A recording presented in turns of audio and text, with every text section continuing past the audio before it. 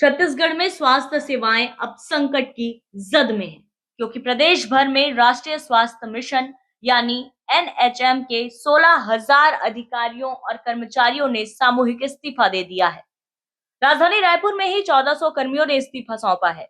अपनी 10 सूत्रीय मांगे पूरी न होने और बर्खास्तगी की कार्रवाई से नाराज कर्मचारियों ने यह बड़ा फैसला लिया। बता दें, छत्तीसगढ़ के एनएचएम के अधिकारी और कर्मचारी सरकार पर मोदी की गारंटी के नाम पर वादा खिलाफी का आरोप लगाते हुए 18 अगस्त 2025 से अपनी मांगों को लेकर अनिश्चितकालीन हड़ताल पर हैं। उनकी 10 सूत्रीय मांगों में से 5 मांगे सरकार ने 13 अगस्त की बैठक में ही मान ली थी, लेकिन बाकी मुद्दों पर कोई ठोस फैसला न होने से विवाद और बढ़ गया। लेकिन स्थिति तब और बिगड़ गई जब सरकार ने 25 कर्मचारियों को बर्खास्त कर दिया। हालांकि सरकार ने ये फैसला आनन फानन में नहीं लिया है, बल्कि पहले इनको काम पर वापस लौटने का अल्टीमेटम दिया गया था। बावजूद इसके कर्मियों ने आंदोलन जारी रखा।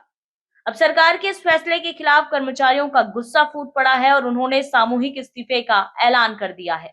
कर्मचारी संघ के मुताबिक उनकी ओर से अब तक 160 बार ज्ञापन सौंपे गए, लेकिन सरकार ने न सुनवाई की न कोई समाधान दिया, बल्कि आंदोलनरत कर्मचारियों को बर्खास्तगी पत्र भेज दिए, जिससे स्थिति और बिगड़ गई।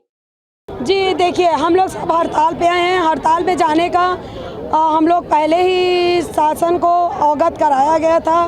शासन प्रशासन सभी को लेटर ज्ञापन सौंपा गया था, लेकिन सरकार जो है भ्रम फैला रही है कि हम 5 जो वादे हैं पूरे कर चुके हैं, लेकिन ये पूरी तरीके से झूठ है। कोई भी अगर आप पूरे किए हो तो आप आदेश निकालिए ना। आदेश निकालने में क्या दिक्कत है? आदेश निकालने के बजाय सरकार और प्रशासन मिल करके हमारे जो प्रांतीय टीम है उनमें से 25 लोगों के लिए बर्खास्त का आदेश निकाला है। जितनी तत्परता से उन्होंने बर्खास्त आदेश निकाला है, उतनी तत्परता हमको रेगुलर करने, नियमितीकरण का आदेश निकालने में लगाते तो ज़्यादा अच्छा होता।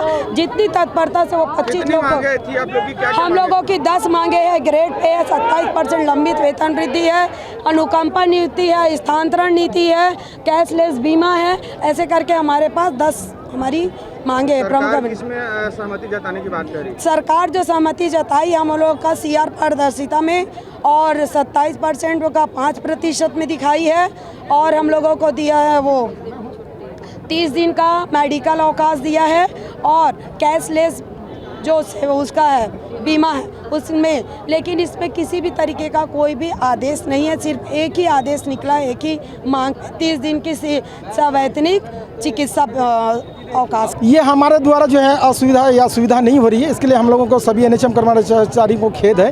हमने इस परिप्रेक्ष्य में जायज मांगों के परिप्रेक्ष्य में करीबन 160 बार शासन प्रशासन को ज्ञापन दे चुके हैं। हमारे ज्ञापन के ऊपर, आवेदन के ऊपर कोई भी ठोस विचार निर्णय नहीं लिया है, इसलिए आज ये स्थिति निर्मित हो गई। मैं आपको चैनल के माध्यम से बताना चाह रहा हूँ कि पूरे प्रदेश में 6,239 स्वास्थ्य सेवाएं पूरी तरह चरमरा गई है, और राजधानी के मेन जो रायपुर की राजधानी रायपुर में है 334 स्वास्थ्य सेवाएं ऐसी है जहाँ पे पूरी तरह ताले लगे हुए हैं, पूरी तरह स्वास्थ्य सेवा चरमरा गई है।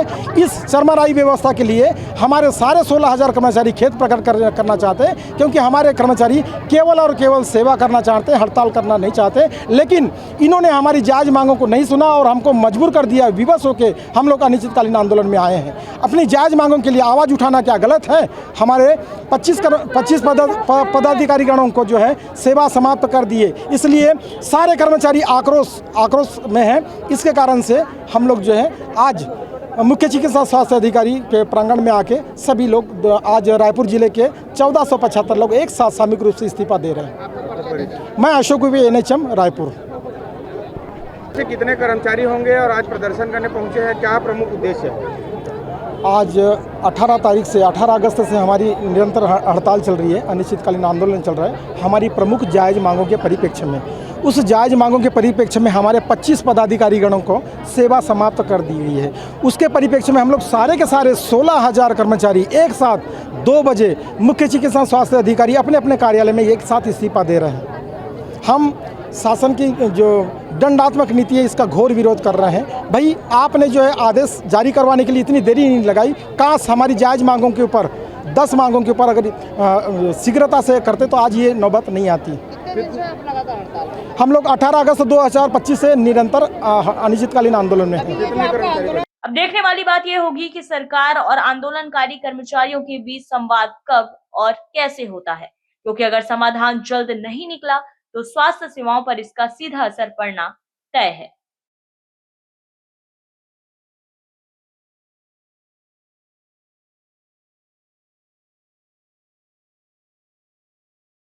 For more updates, subscribe to our YouTube channel nationupdate.in.